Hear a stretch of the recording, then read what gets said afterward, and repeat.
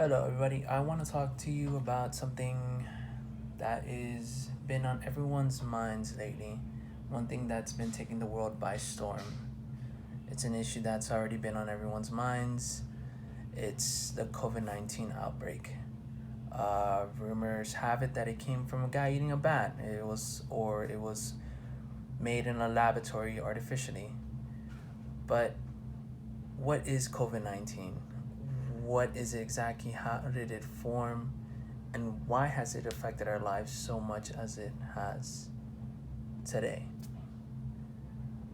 Let's start off simple. What is the coronavirus? According to the Virginia Department of Health, the coronavirus is a large family of viruses that can infect humans, animals, sometimes an animal coronavirus can change so that it can infect people and become a human coronavirus. There are several types of human coronaviruses. 4 types are common and cause mild to moderate respiratory infections like the common cold. 2 types are severe acute respiratory syndrome coronaviruses and the Middle East respiratory syndrome coronavirus, and these two can cause severe respiratory infections. The 7th type, COVID-19, is the new coronavirus that has recently been discovered in China. The symptoms of most coronaviruses tend to be respiratory symptoms, such as a runny nose, headache, cough, sore throat, and a fever. So that is what the coronavirus is essentially. What it does, what it causes, at least for the most part. Let's look at the cases worldwide. How dangerous is the coronavirus? Well, looking at the numbers, total recorded cases worldwide would be 6.2 million, while total recorded deaths is 370,000.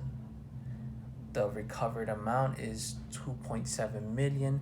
Active cases are 3.07 million. With those active cases open, those with mild symptoms would be 3.02 million, or 98% of those infected currently. Those with severe critical condition would be 54,000, and that would just account for 2% of the active cases worldwide. For the most part, it seems as the average healthy person can handle being infected and handle the symptoms, while those with underlying conditions or seniors or young children steer towards more severe and critical symptoms. Looking at the coronavirus, we need to think about, is it really as deadly as we think? Well, comparing it to past viruses and other outbreaks, we'll look at this chart. The bird flu is right here, which would be a 60% deadliness or death rate, while its contagious rate level would be at a level 1. HIV is at a level 6 with 50% death rate or deadliness.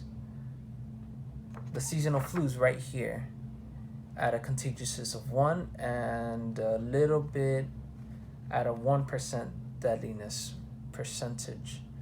The swine flu right after it would be at a 2, right under 2 for contagious level. But right here, right before, is the Wuhan coronavirus. It is at a contagiousness level 2 with roughly a 3 to 2% deadliness. The main issue is that its deadliness is not as bad as we think. For the average person, at least, its contagiousness is also not much worse than the seasonal flu. The main point I'm trying to say is that while the virus is not as major as a threat as we used to believe, it is still important that we view the charts and the data shown. The average person can handle the virus in itself, but people with underlying conditions such as people with asthma or diabetes or any cardiac disease, and even seniors and young children, those are the ones at risk for getting the coronavirus and suffering the most from it. So that is the point I'm trying to make. It is maybe not as bad as we think it is, but it is still something important that we should look at and not take lightly. Thank you very much, and that has been my speech.